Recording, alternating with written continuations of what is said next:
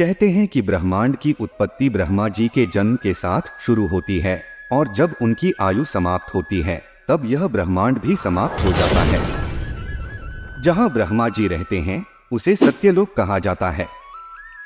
जहां भगवान विष्णु और लक्ष्मी जी का निवास है उसे बैकुंठ कहते हैं, जहां पहुंचना ही मोक्ष कहलाता है। जहां देवराज इंद्र के साथ सभी देवता निवास करते हैं उसे स्वर्गलोक कहा जाता है, जहां इंसान मृत्यु के बाद ही जा सकता है। सभी लोग इसी अंतरिक्ष में मौजूद हैं, लेकिन उन्हें देखा नहीं जा सकता, या ये भी कह सकते हैं कि सभी लोग पृथ्वी से इतनी ज्यादा दूरी पर हैं कि वहां तक पहुंचना किसी इंसान के लिए संभव ही नहीं है। ये सभी लोग अलग अलग आयामों पर भी आधारित हैं।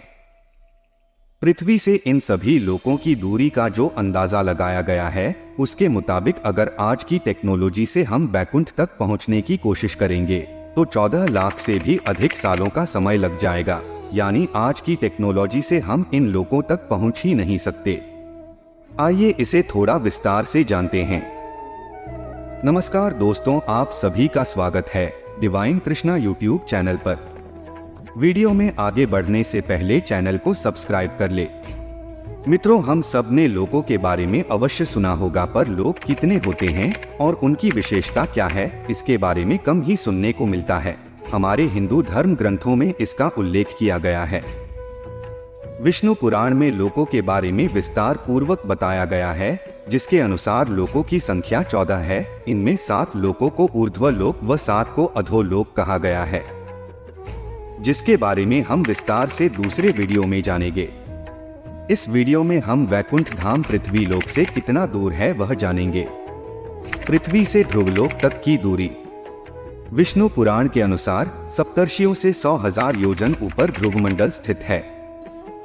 भगवान विष्णु ने ही अपने परम भक्त ध्रुव के नाम पर ध्रुवलोक का नामकरण किया है। पृथ्वी के हर स्थान से यह तारा उत्तर दिशा में ही नजर आता है। पृथ्वी की ध्रुव तारे से दूरी लगभग 433 प्रकाश वर्ष बताई जाती है। यानी यदि हम प्रकाश की गति से भी ध्रुव तारे तक पहुंचने का प्रयास करेंगे तो भी 433 वर्ष लग जाएंगे। ध्रुवलोक से महरलोक तक की दूरी। ध्रुवलोक से 1 करोड़ योजन की दूरी पर महरलोक है, जो स्वर्गलोक का ही एक भाग है। कहा जाता है कि इस लोक का वातावरण बेहद खुशनुमा और खूबसूरत है।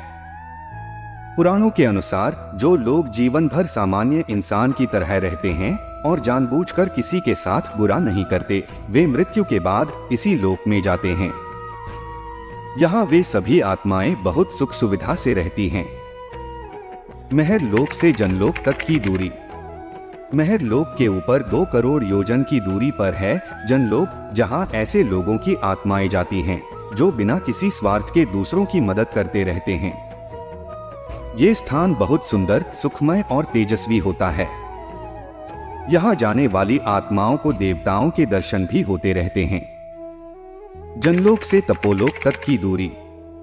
जनलोक से 8 करोड़ योजन की दूरी पर है तपोलोक, जिसे स्वर्गलोक का सबसे ऊंचा और श्रेष्ठ स्थान माना जाता है। यही वह स्थान है जहां सभी देवता निवास करते हैं। यहां जाने वाली आत्माएं देवताओं के केवल दर्शन ही नहीं बल्कि उनसे बात भी कर सकती हैं। लेकिन यहां जाने के लिए बेहद कठिन परीक्षा से गुजरना पड़ता है।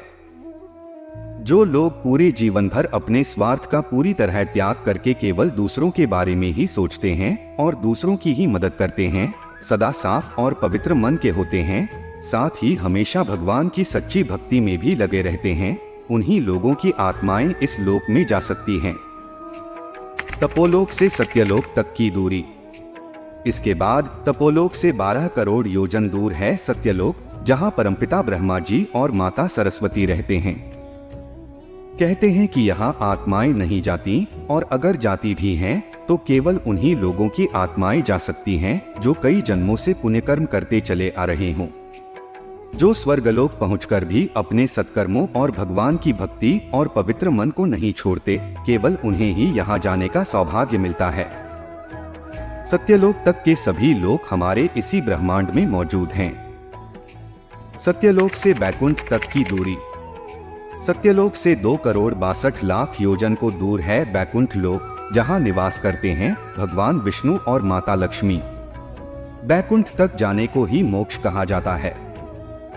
यहाँ जैसी सुख सुविधा और कहीं नहीं, इसीलिए लगभग हर इंसान का अंतिम लक्ष्य मोक्ष को ही प्राप्त करना होता है, और यही अंतिम सत्य भी है, क्योंकि यहाँ जाने के बाद जन्म मरण या हर तरह के बंधन से मुक्ति मिल जाती है और रह जाता है केवल सुख ही सुख।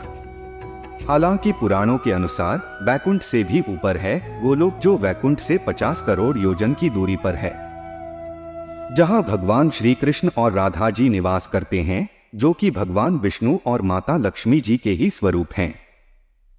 पृथ्वी से बैकुंठ तक की दूरी। अब अगर सभी दूरियों को मिला लिया जाए और 1 योजन यानी 12 किलोमीटर माने जाते हैं, तो पृथ्वी से बैकुंठ तक की दूरी हुई लगभग 4, 10, 40, 0, 0, 0, 0, 0, 0, 0, 0, 0, 0, 0 है, जो 4 पदम 10 मील 40 खरब किलोमीटर से भी बहुत ज्यादा है। फिलहाल आज हम अंतरिक्ष में 39,000 किलोमीटर प्रति घंटे की रफ्तार से सफर कर सकते हैं। अगर हम इससे कई गुना ज्यादा स्पीड से भी बैकुंठ तक की यात्रा पर निकलेंगे, तो भी हमें 14 लाख से भी अधिक सालों का समय लग जाएगा। यानी आज की टेक्नोलॉजी के हिसाब से तो हम बैकुंठ तक पहुंच ही नहीं सकते, और आगे भी कोई ऐसी टेक्नोलॉजी विकसित